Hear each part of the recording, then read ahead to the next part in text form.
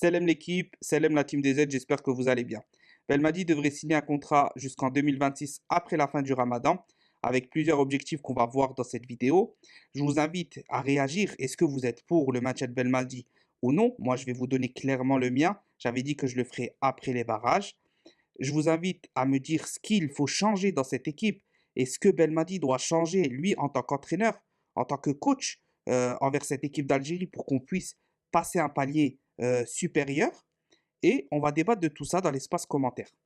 Donc pour moi, c'est très simple. Concrètement, je vais vous le dire, on va pas passer par quatre chemins. Euh, Après la CAN 2022, j'ai dit que si Belmadi ne changeait rien, donc qu'il restait avec un Bounjer ou qu'il restait dans du vieux en rappelant un Guedjura pour le faire jouer en 6, etc. et qu'on perdait, je voulais qu'il parte. Mais j'ai dû constater, et on a tous constaté, qu'il a osé faire des changements très importants lors des barrages, un nouveau dispositif, un nouveau schéma. Il a pas appelé Bounger, il a mis en confiance Slimani sur la double confrontation qui est certainement l'homme de ces barrages d'ailleurs. Donc à partir de ce moment-là, j'ai vu l'équipe d'Algérie que j'aimais voir. Oui, il y a des choses encore à améliorer, oui, il y a quelques points faibles, mais concrètement, on le sait tous, sans Gassama, sur ces barrages-là, on serait au mondial. Tout le monde le sait. Et c'est ça qui est le plus frustrant, c'est que Belmadi, il avait fait le job tactiquement à l'aller comme au retour pour moi. Donc à partir de ce moment-là, je ne peux que soutenir Belmadi, déjà par rapport à ce qu'il a fait, même si la CAN 2022, pour moi, est l'une des plus catastrophiques de l'histoire de l'Algérie, en prenant différents paramètres en compte, la génération, le palmarès récent, etc., etc. Mais malgré tout ça, il m'a montré vraiment une chose que j'ai appréciée lors de ces barrages, c'est que vraiment, il était reparti en mode guerrier, il était reparti avec une équipe solide défensivement.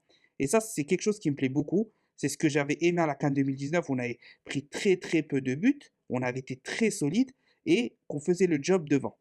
Maintenant, il y a des choses à changer. Vous le savez, c'est pas la première fois que je dis que Belmadi commet certaines erreurs plus qu'évidentes. J'ai fait d'ailleurs une vidéo dessus suite à la débâcle de la CAN 2022 où j'avais parlé justement des cinq erreurs de Jamel Belmadi qui nous ont conduit à cette défaite humiliante à la CAN 2022. Je vais vous remettre le lien en haut à droite d'ici quelques secondes pour ceux qui ne l'ont pas vue ou qui veulent la revoir. Je pense qu'elle est très très intéressante.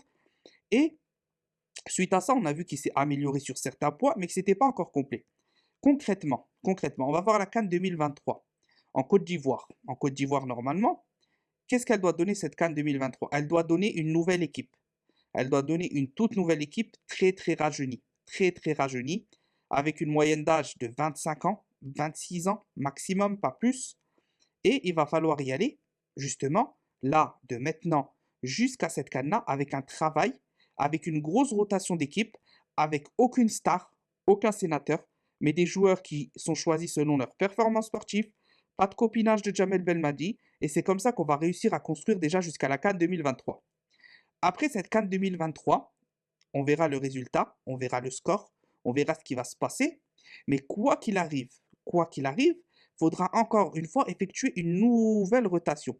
Faudra dégraisser petit à petit les éléments les plus faibles, les remplacer par les jeunes qui arrivent, et on a des bons jeunes qui arrivent, que ce soit au milieu, à l'attaque, défensivement, on a Tougaï, Touba, Belaïd, Haddad, derrière, sur les latéraux, on a Touba Ben Sebaini, on a Lucif qui revient bien. Voilà, il y a du choix. Il y a du choix. Et ça doit être travaillé petit à petit. C'est-à-dire qu'il y a une première étape jusqu'à la CAN 2023. Ensuite, de la CAN 2023 à la CAN 2025, il y a de fortes chances de se jouer au Maroc, pays voisin, même climat, stade impeccable. On peut faire quelque chose. On peut faire quelque chose. Et quand je vous dis ça, vous pouvez bien évidemment, vous poser la question, et c'est une question légitime. Est-ce que une troisième étoile décrochée chez nos voisins marocains, ça serait pas une excellente histoire? Et on se dit déjà, mais ça serait exceptionnel. On la décroche en Égypte. On a deux rivaux dans le foot africain. On a l'Égypte, le grand rivaux de l'Algérie, qui est l'Égypte. On a décroché notre deuxième CAN chez eux. Et si on allait décrocher notre troisième CAN, et pourquoi pas aller notre quatrième, même si pour moi 2023 c'est beaucoup trop tôt, notre troisième CAN au Maroc, mais ça serait exceptionnel. Et tu finis avec un mondial 2026 où tu te qualifies, et tu fais quelque chose de plus grand que tu espérais déjà faire en 2022. Concrètement, on a la possibilité maintenant avec Jamel Belmadi de travailler sur du moyen long terme. Moyen long terme, ce qu'il n'a jamais fait. Il va donc falloir qu'il s'adapte, il va donc falloir qu'il nous montre ses capacités, capacités à construire. J'ai toujours dit, Belmadi, il a un truc que Vaïd, il a un truc, il n'a pas un truc que Vaïd avait très bien, avait énormément, c'est quelque chose qui s'appelle le flair. Sentir un joueur, aller chercher un petit joueur comme ça, qui va devenir un gros cadre de l'équipe, qui va monter en puissance, il va sentir ce petit truc, cette petite technicité qu'il a. Belmadi, ça, on le voit beaucoup moins chez lui. Et c'est pas une critique spécialement, c'est simplement qu'il n'était pas dans ça. Belmadi a toujours dit qu'il travaillait sur le long terme et pas sur le court terme. Qu'il travaillait, pardon, sur le court terme. Il disait toujours, moi, on m'a appelé pour faire cette CAN, on m'a appelé pour se qualifier au mondial, etc. Le but, c'est pas de rajeunir. Le but, c'est d'aller au mondial et de faire un gros truc. Donc, je prends les meilleurs du moment. Je cherche pas à voir qui peut progresser. Je cherche pas à voir ceci, cela. Oui, mais ça a posé problème parce qu'on est arrivé en fin de cycle. On est arrivé en fin de cycle au mauvais moment. Et si, après la CAN 2019, il aurait petit à petit rajeuni, il aurait dû malheureusement boycotter certains joueurs de son groupe quand il n'avait plus le niveau. On pense tous à un Ben Lamri à un certain moment, à Boudjer beaucoup plus tôt, même un Belaïli des fois qui ne faisait pas le travail, un Mahrez qui ne sortait pas, etc., qui ne sortait pas des prestations comme à Manchester City. Il y avait des choses à faire qu'il n'a pas fait. Maintenant, comme j'ai dit, on a le temps. On a le temps. Belmadi va devoir nous montrer que c'est l'homme de la situation. Parce que concrètement, il nous a fait gagner une CAN, il a mis l'Algérie sur la carte des records mondiaux, du record africain, etc., etc. On lui sera toujours reconnaissant pour ça. Mais si Belmadi n'arrive pas à se séparer de son groupe et qu'il va encore continuer avec son groupe, prendre une revanche avec son groupe, etc., on va pas s'en sortir. Vous voyez tous et vous constatez tous que rappeler un Guedjura qui a 35 ans, c'était pas la solution, même si il n'a pas joué. Donc, tant mieux, dans le groupe, je suis totalement d'accord pour un Guedjura dans le groupe, hein. Sur ça, il n'y a aucun problème. Mais un Ben Lamri, il a fait un très bon match. Charnière à 3, ça explique aussi peut-être un peu. Mandy, qui est très irrégulier, mais qui fait une grosse prestation. Encore une fois, charnière à 3. Bedran, qui a des lacunes, mais qui fait une grosse prestation dans son domaine. Encore une fois, défense à 3. Tactiquement, comme j'ai dit, il a renforcé sa défense par simplement un surnombre. Un surnombre et une association de qualité qui a fait qu'on avait une grande défense.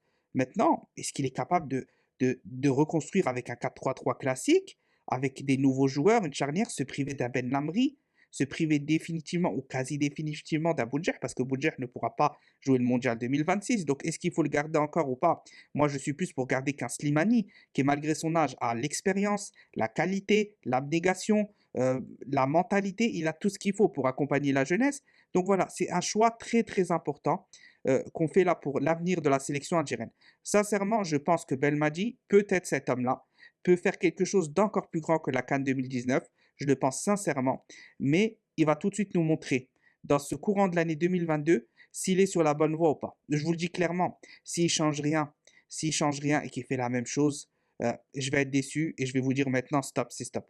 Moi, je suis pas là pour vivre dans le passé. La CAN 2019, les 35 matchs sans défaite, ceci, cela. Ok, c'est très bien, on est reconnaissant envers Belmadi, envers les joueurs, etc. Mais si on me dit, tu peux pas le virer, il faut continuer avec eux parce qu'ils t'ont gagné ça pendant 3-4 ans et que pendant 3-4 ans, en fait, on gagne rien mais qu'on le garde juste parce que c'est Belmadi, non, ça sert à rien. L'Algérie, le drapeau est au-dessus de n'importe quel homme, de n'importe quel homme. Du coup, soit il construit sur le long terme et ça passe forcément par une prise de conscience que déjà le groupe c'est fini, son groupe c'est fini, c'est un nouveau groupe avec lequel il redémarre. Et surtout, si on regagne ou on arrive à un haut niveau, il faut cette fois qu'il ne recommet pas la même erreur. Il faut pouvoir se séparer de chaque membre du groupe pour consolider et renforcer le groupe. Donc voilà, c'était tout pour cette vidéo. J'attends vos retours avec impatience dans les commentaires, voir si vous êtes pour. Je sais que les principaux supporters sont pour le match de Belmadi, mais surtout, soyez s'il vous plaît lucides. Qu'est-ce qu'il faut changer selon vous? On sait qu'il y a à rajeunir, ça c'est le premier point essentiel, mais quoi d'autre? Essayez de développer vos idées, partagez en commentaire, débattons dans le respect, et quoi qu'il arrive, Tahia l'Algérie. Et merci malgré toi, Jamel Belmadi, aux joueurs pour ces 3 dernières années, bien que les 3-4 derniers mois ont été très difficiles, mais ces 3 dernières années ont été un pur plaisir. Et on espère qu'on est reparti sur un nouveau cycle, cette fois-ci, de 4 ou 5 grosses super belles années. Tahia l'Algérie.